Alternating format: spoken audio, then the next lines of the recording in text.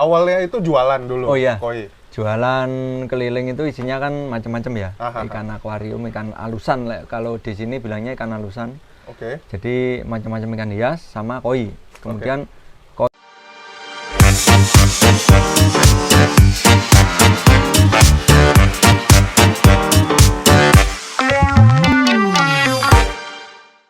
Halo sahabat Platinum, balik lagi bareng gua Kiwan dan kali ini di konten bincang-bincang Mr. Platinum. Hari ini gak akan ada partner saya Kurnia, tapi ada yang spesial nih di sini. Wih. Dari tulisannya aja udah jelas nih. waduh. Koi buat para Spesialnya dari mana? Hah? Spesial. Spesialnya karena saya jauh-jauh. Biasanya kalau spesial pakai telur, karetnya 2 gitu. Gitu ya. Sekarang udah enggak ya. Oke. Ini ada Wana Koi di sini. Pastinya kalau para pecinta ikan koi sudah tidak asing lagi. Tapi bolehlah memperkenalkan sedikit. Oke, terima kasih atas waktunya. Saya dengan Wana Koi. Kalau namanya Suba gitu aja ya. Suba ya. Nama panjangnya apa gitu? Subawanto. Subawanto. Bener ya? Iya bener. Kenapa gak dipanggil Wanto? Kenapa Suba? Kalau Wanto itu mungkin nanti kalau dulu mau dipanggil Anto gitu kan terlalu modern. Oh, oke. Jadi panggil Suba aja. Kalau Wanto? Terlalu unik ya? Unik. Tapi ada, saudaraku ada yang namanya Wanto udah ada. Iya. Jadi cari yang beda. Suba gitu. Fun fact-nya, kalau tadi Mas Suba juga dipanggil Wanto, saya juga bisa dipanggil Wanto. Namanya siapa? Kiwantoro. Oh, Kiwantoro. Wah, kita sama dong. Sama ya. Sama. Wanto. Jadi kita coba. Saya Wanto. Saya Wantoro. Beda kulit. Iya, beda kulit. Ya. Oke. Oke. Mas, ini kan di konten Platinum kita lagi pengen apa ya?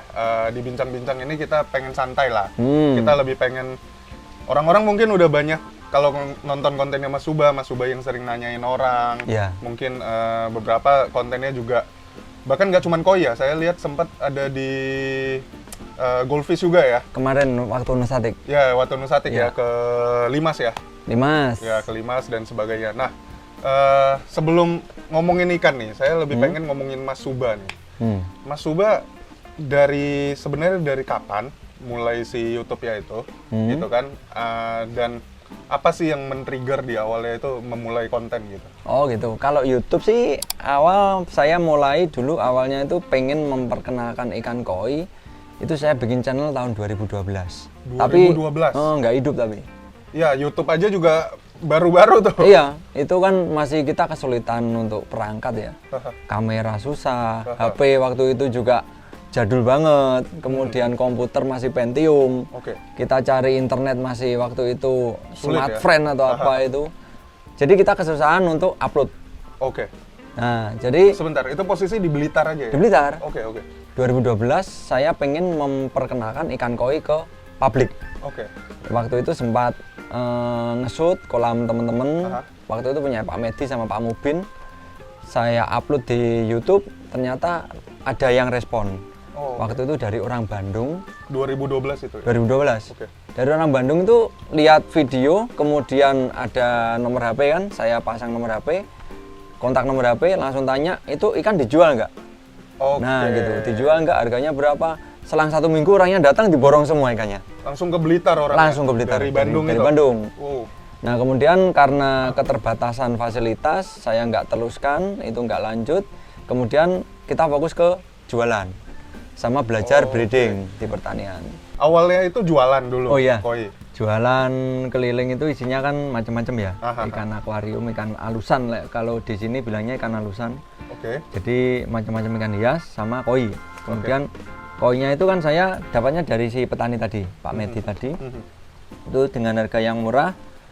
Saya jual satu kantong itu paling isinya 10 sampai 20 ekor dengan harga mulai Rp2.000 waktu itu. Oke. Jadi Nah, itu campur ya? Iya, campur.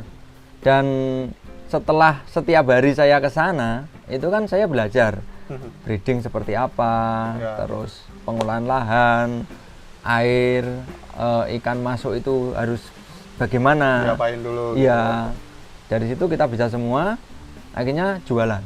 Oke. Nah, jualan itu jualannya pun saya nggak beli dari petani terus saya jual, nggak. Saya modal HP waktu itu. Oke. Modal HP, tinggal foto-foto ikan temen-temen, tak jualin, nanti kita setor harganya berapa, untungnya baru kita ambil.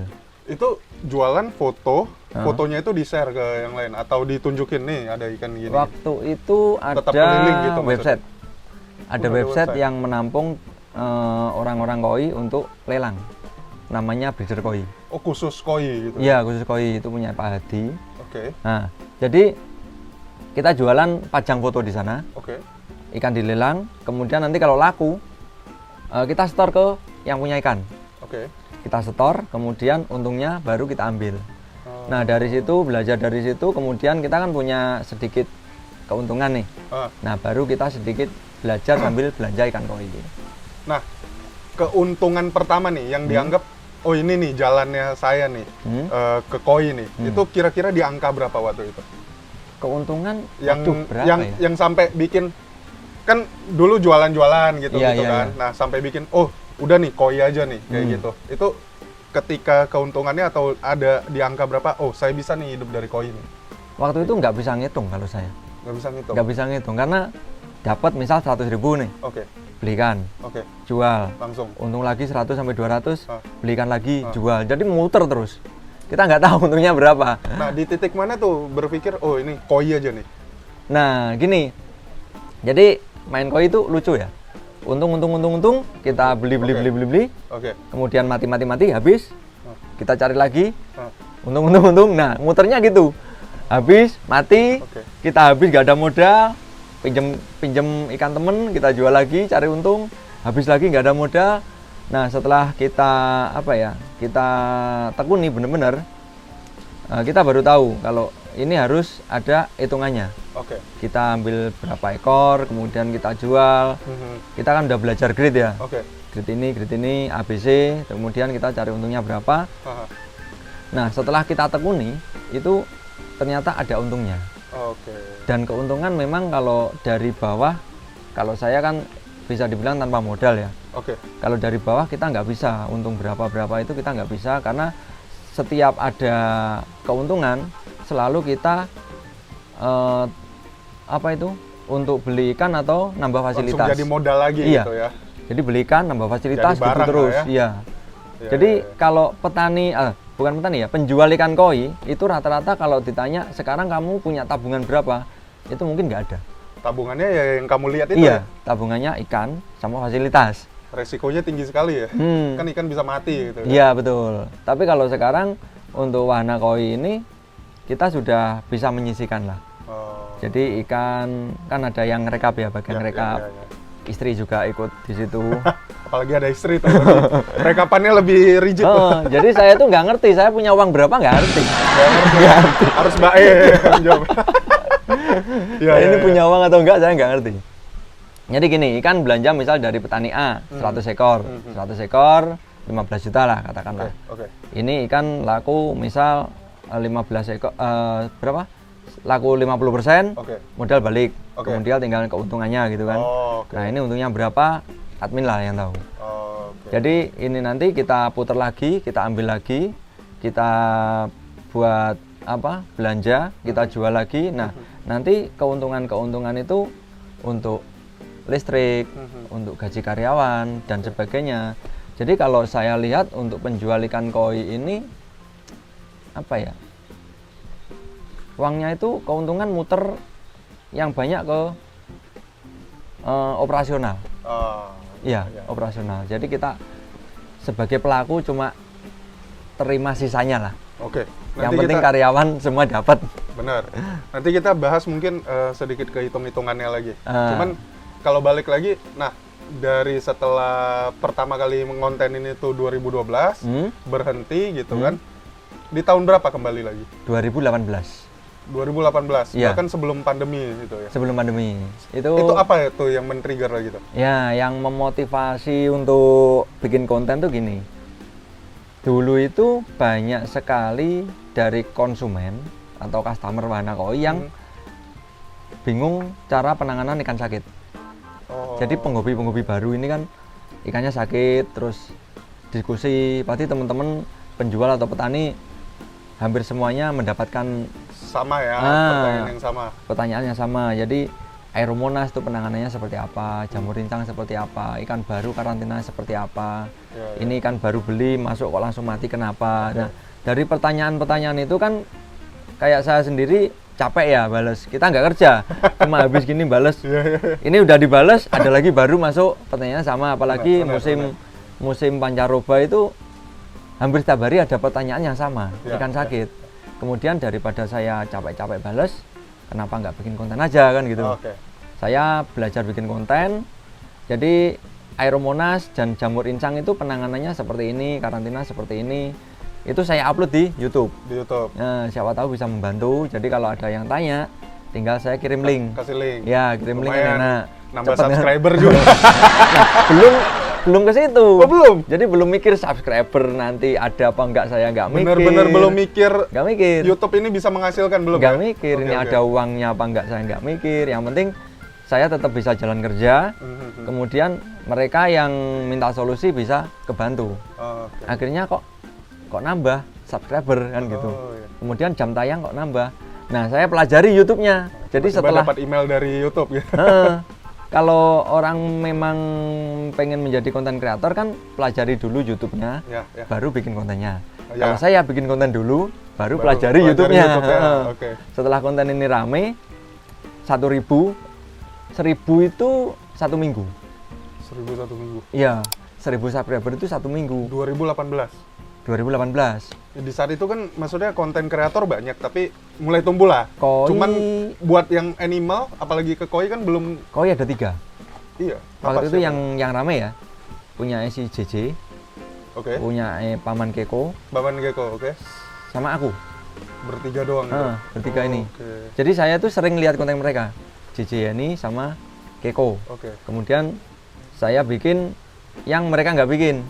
Mereka kan review kolam dan sebagainya. Kalau saya karena awalnya dari edukasi, jadi saya lanjutkan ke edukasi. Karena dari YouTube sendiri kan kamu harus fokus, bikin konten harus fokus, jangan kemana-mana. Kalau memang tujuanmu ini ya ini lanjutkan.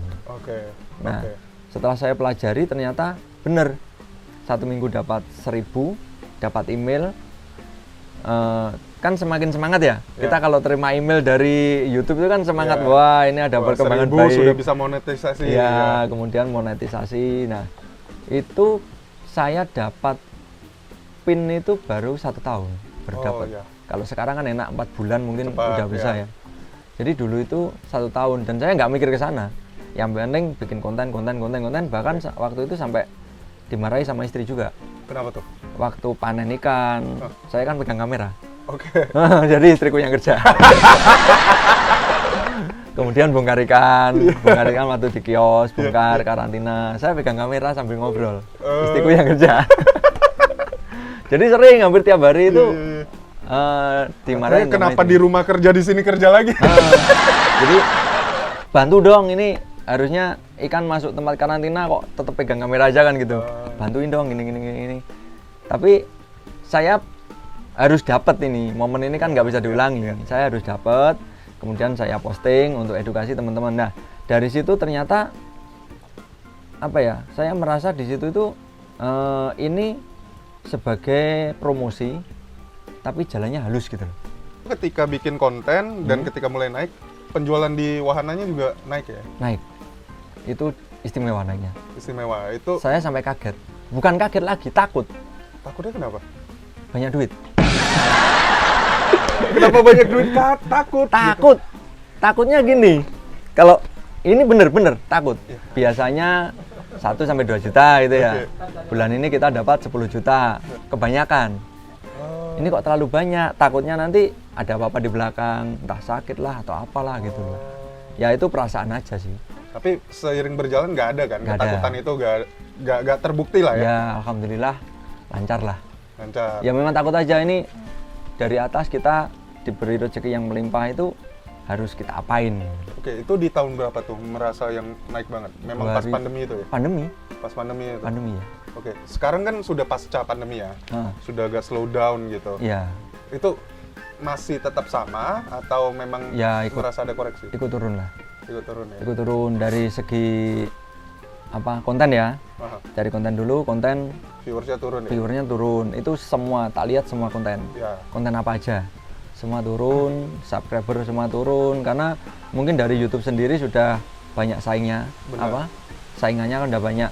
Ada macam-macam platform yang mirip-mirip dengan YouTube dan lebih enak dijangkau. Jadi ini YouTube juga bersaing.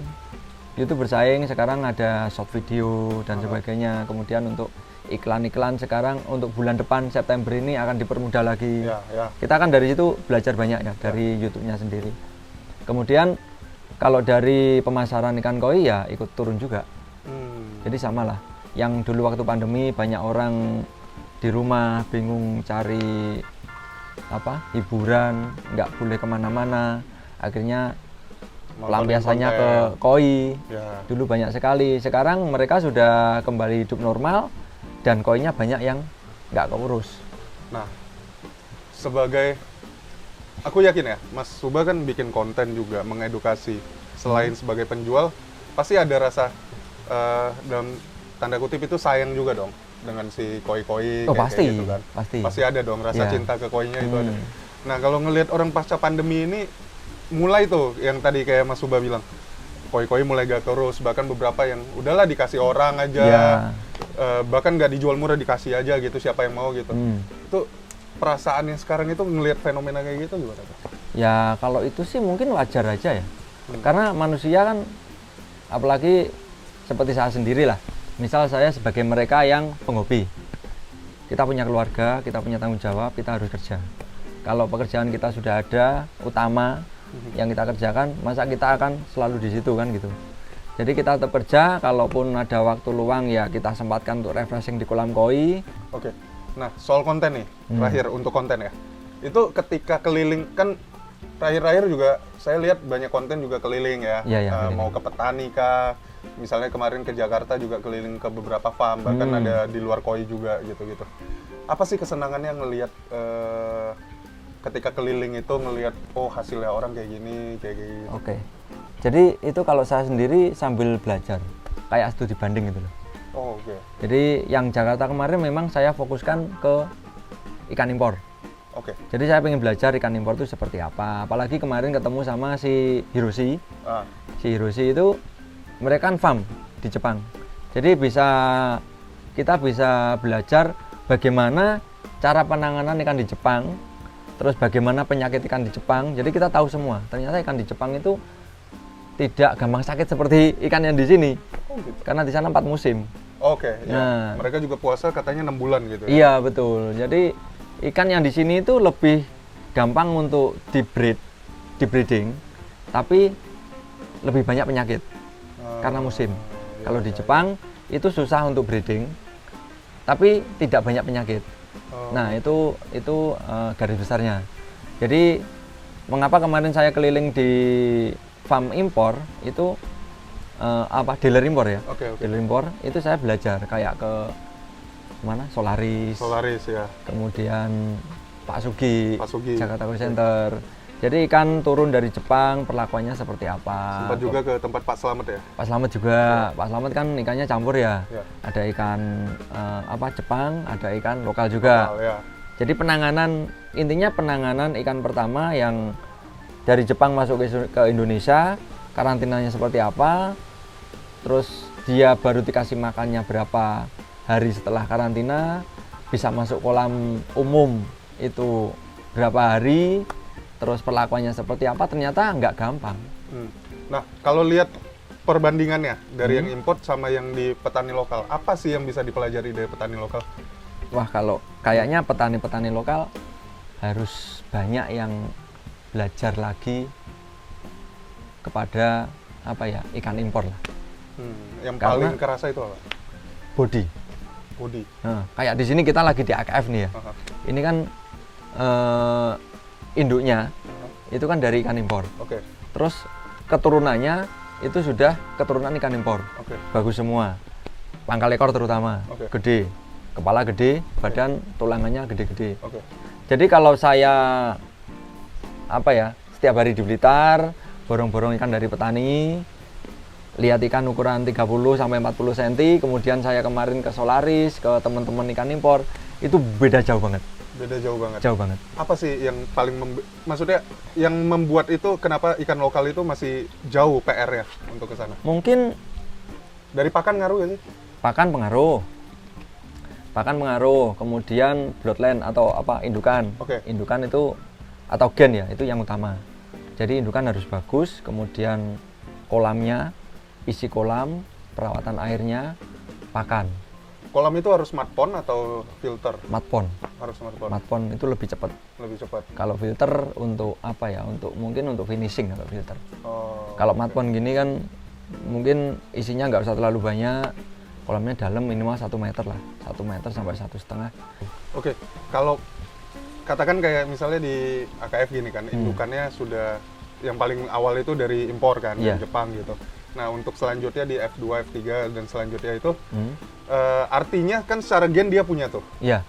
Nah untuk Garisnya ada. untuk supaya dia tetap bisa dapat kayak si indukannya itu, kita bilang misalnya semuanya sudah dimaksimalkan dari segi filtrasi dan sebagainya. Ketika kita push gitu dengan pakan yang bagus untuk growth sama warnanya itu akan dapat juga hasil yang bisa gak sih dapetin hasil yang Bisa, di sana? bisa. Pastilah. Bisa. Bisa. Karena saya lihat yang finishing ikan-ikan impor itu dengan pakan yang premium, pakan yang bagus, itu memang keluar apa benar-benar keluar kelihatan shiningnya keluar. Iya. Apalagi ikan yang di sini, yang di AKF ini kan body, yang paling kelihatan body ya.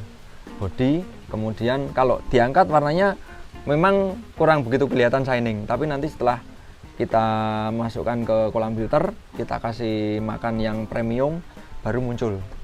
Oke. Untuk skin, kualitinya baru kelihatan. Terakhir, tadi kan nyinggung soal seleksi ikan, ada grade A, grade B Ya. gitu-gitu. Saya sudah sempat nonton kontennya juga sih, soal gimana waktu itu eliminasi seleksi ikan Ya, ada yang di grade ABC A, grade itu B, C ya. gitu. Nah, singkat aja, misalnya untuk pemula nih, atau orang-orang yang kurang paham pelihara koi atau milih ikannya itu, apa sih yang paling utama yang harus dilihat? Oh, ini ikan pasti grade A nih. Ini Oh, bagus. patokan ya. Ya, Patokan patokannya untuk, apa? untuk grade A itu kalau saya sih yang penting ikannya bersih dulu. Bersih itu dari segi kulit, warna kulit, putihnya bersih, merahnya bersih, hitamnya bersih. Oke. Kemudian penataan pola. Polanya, oke. Penataan pola. Kalau gusanke pasti pola dilihat ya. Lebih jelas. Ya. Jadi mulut harus putih, kemudian pangkal ekor harus kebuka putih, walaupun cuma satu sisi atau dua sisi harus ada. Kemudian pipi, terutama untuk kuah gusanke, pipi jangan kena merah. Oke. Nah itu dari segi pola. Kemudian kalau untuk warna merah depan sampai belakang itu harus sama, nggak ada yang biasanya kan kepala merah banget, belakang masih oranye. Itu mungkin kedepannya bisa merah. Itu tergantung semuanya seperti apa. Oke. Jadi kalau lihat grade A itu biasanya kalau kita lihat dari banyak ikan gitu yang paling menonjol. Yang paling menonjol, yang paling bagus. Kadang kalau orang awam yang paling menonjol tuh yang mirip jagung bakar malah. Nah, itu biasanya yang grade C. Jagung bakar itu Kayak sanke. Oh, Misal jenis sanke, merah polos, Aha. hitamnya banyak trotol-trotol gitu. Oh, ya. Nah, itu dulu banyak yang seneng ikannya model ini. Padahal itu grade C ya? Itu C.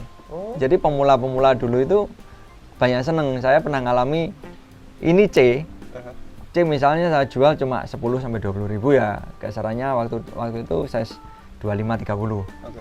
Kemudian yang grade A-nya saya jual 200 sampai 500 ribu. Oke. Ini banyak yang milih yang ini. Yang C-nya. Bukan karena harga, tapi karena Mereka coraknya. suka Oh. coraknya. Nah, ini karena mereka lihat ikan koi itu yang bagus yang warnanya rame. Warnanya merah kalau dulu seperti itu. Kalau sekarang kita harus banyak-banyak mengedukasi kepada mereka yang awam atau yang masih pemula. Jadi grade A itu seperti ini, grade B seperti ini, itu sudah saya bahas di channel Wahana Koi. Jadi intinya bersih. Teman-teman sahabat Platinum juga udah tahu kalau di Platinum Adi Sentosa kita punya sejumlah pakan-pakan untuk supaya si ikan-ikan koi ini naik level lah ya. Ya. Jadi kualitasnya bagus, JPD pastinya ya. Oke, saya juga pakai nyoba ya? di rumah. JPD ya? terus ada Mizuho juga di Koi, sama kita punya Highsail juga Iya. untuk Koi. Nah, jadi jangan lupa untuk sahabat Platinum, kalau tadi sudah disampaikan beberapa hal, itu gennya harus diperhatikan, kondisi lingkungan tempat tinggal si ikannya juga itu mempengaruhi, dan juga pastinya asupan gizi ya dari pakan itu juga sangat berpengaruh. Oke, itu aja dari kami. Jangan lupa untuk follow Mas Subah di mana aja Mas channelnya? Wahana Koi dan Wahana Koi Story. Oke, itu ada di Instagram. Wahana Koi YouTube, Oh, oke, YouTube. Wahana Koi YouTube. Oke. Wahana Koi YouTube, Wahana Koi Story YouTube. Ini Instagramku baru. Jadi ada Wahana Koi Office.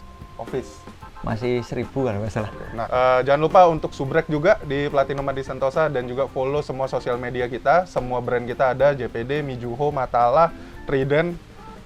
Banyak tuh. Sampai capek saya Jangan lupa Blonjo. ya.